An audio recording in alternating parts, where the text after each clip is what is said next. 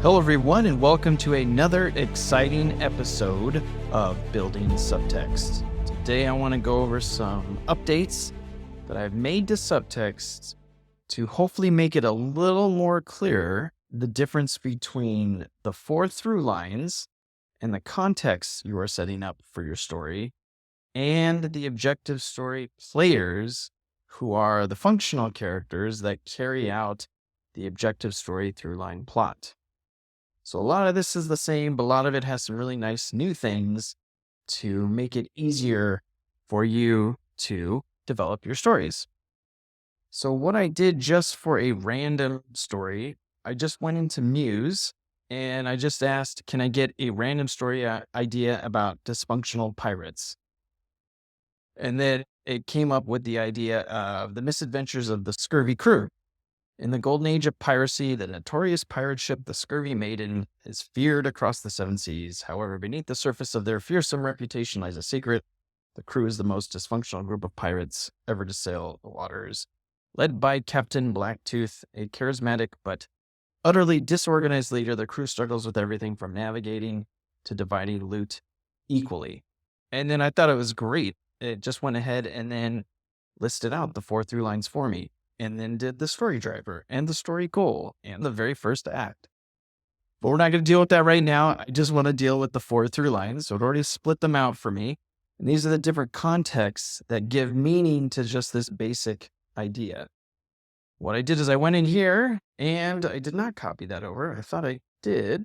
Take this guy right here and then put that in the story idea right there. Okay. So this would be your story idea, action adventure, and then what you would generally do if you hadn't used Muse and you didn't know what the four through lines were, then you would generate the complete story here and it would break it out into those four through lines. Thanks to Muse, it's already done. And then I can come back here into the complete story. And what I have done is I have not copied over all the different things that I thought I had copied over. So let's do that really fast.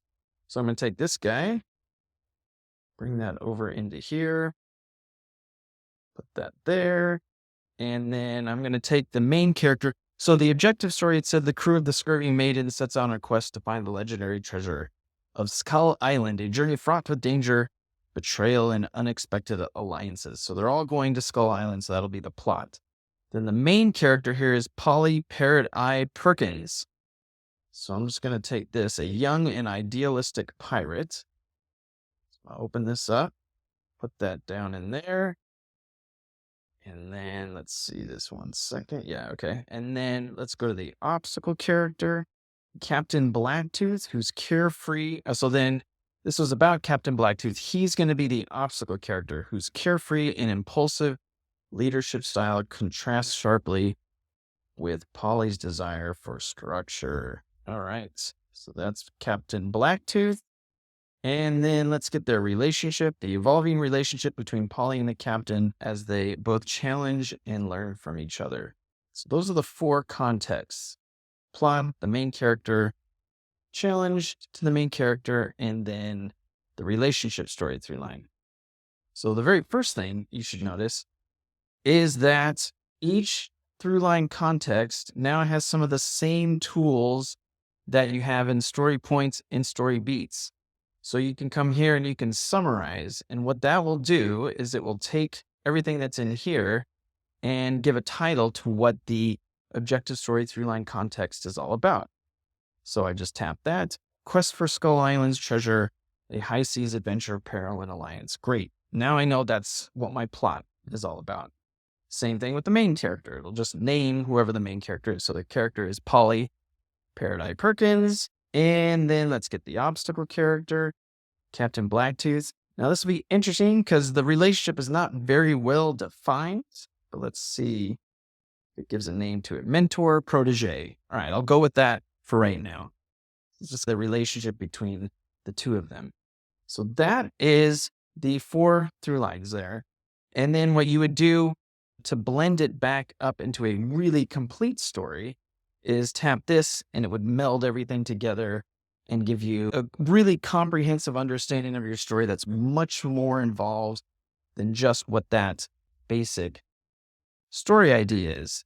So the reason why this is important here is then the other thing you can see here is this duplicate button, which again matches what you'll find in story beats. And the idea there is that when it comes to these different perspectives, they're just contexts. And you can, in a complete story, you can hand that context off to other characters that share that same point of view.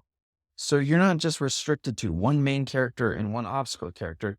You can have several different obstacle characters that carry that same sort of influence or challenge to the main character. So for instance, like in Oppenheimer recently, not only did you have Strauss, the Robert Downey character, but then also Kitty and Jean. They're all saying the same thing to Oppenheimer. And so they are all like handoff characters for that same perspective. So for instance, if Captain Blacktooth, if I wanted to have another obstacle character, perhaps somebody he meets like halfway through, all I would have to do is just duplicate this, create a new context, and now I have that handoff just right here visually in the very front. This used to be just the Four Throughlines, and you had to look elsewhere for this new character. Now it's all going to be contained in here. And then I can go in here and I can develop it with Muse, brainstorm, and come up with that character. And then, of course, if I need to, I can go in and delete if there is more than one of a context, I can go ahead and delete it. If for some reason it's the last one of a context, it doesn't let you do it because you have to have at least one instance of all four in order for that complete story to work. So that's what's going on here. So these are all the different perspectives. And then when you go into the through line, so if I went to the objective story through line and I go to through line, it's the same thing that's here. So now it all matches visually. It all looks the same, interacts the same. If I go to the obstacle character, it should have both of them in there, even though I haven't named this guy yet. I can still edit it, delete the one. If it only has one, I won't be able to delete it. So this one just has Polly Paradise Perkins.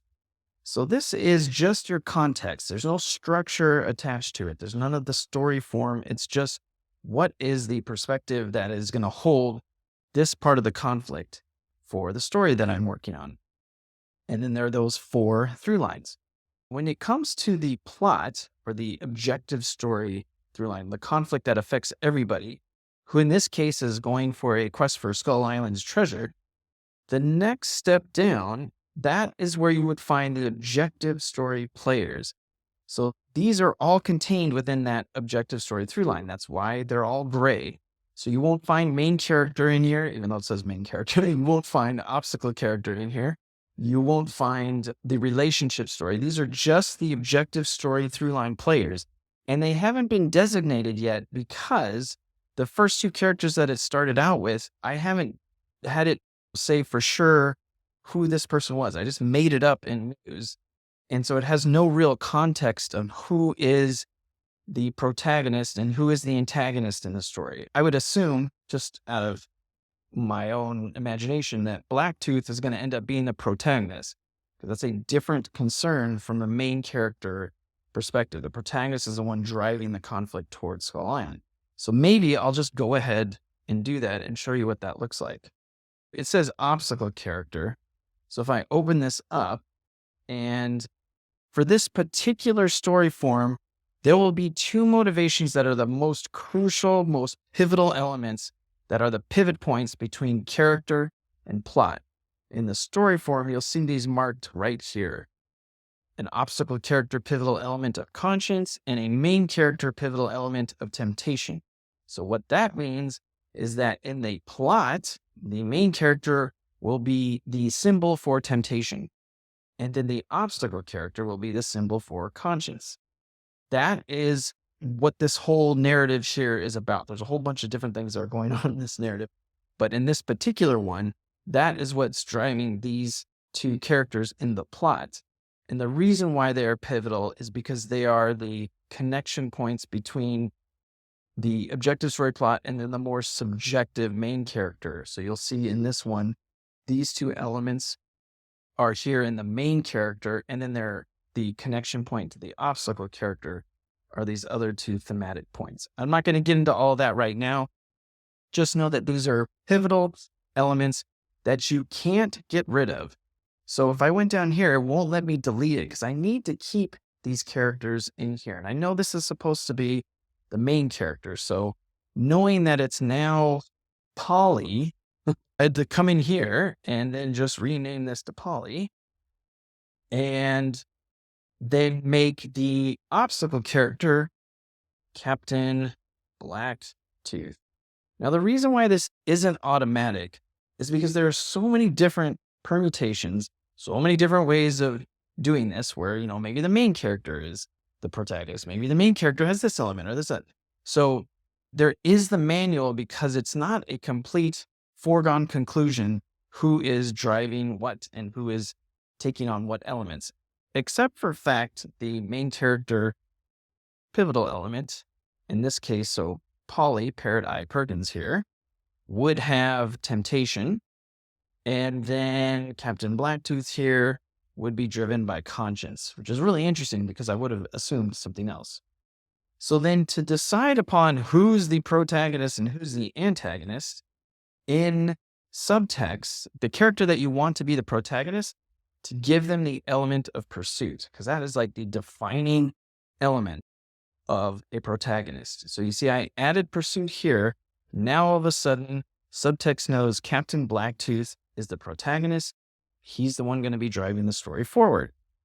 Now, I could make Polly the antagonist, but that really doesn't seem very interesting to me. I'd probably just keep the main character and perhaps he has some other sort of role in the objective story. So I can always add somebody else, and then I could either make it a group of people who are trying to keep them from getting to Skull Island, or I can just make it an individual. And now I have this new character that I can then make the antagonist. So the motivating force of the antagonist, the opposite of pursuit, is avoid, like that motivation to be reticent and to either run away or prevent things. So now this character is the antagonist. I don't know a name for them. I don't know anything about that, but they are the ones who are going to be working against Captain Blacktooth when it comes to getting to that goal of getting the treasure. So that's basically it. And then, of course, you can always come in here.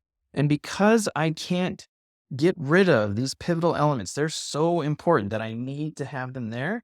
It won't let me delete these two characters. I can delete the antagonist because really anybody could be the antagonist. And this person doesn't necessarily have a pivotal element within them. So it's okay to get rid of them.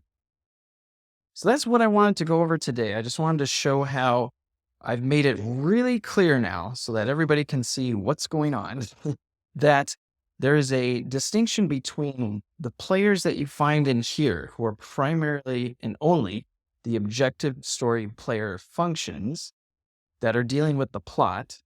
And then up here is where you have your separate through lines and your separate concerns of who is the main character, who is the obstacle character, and the more subjective emotional part of the story.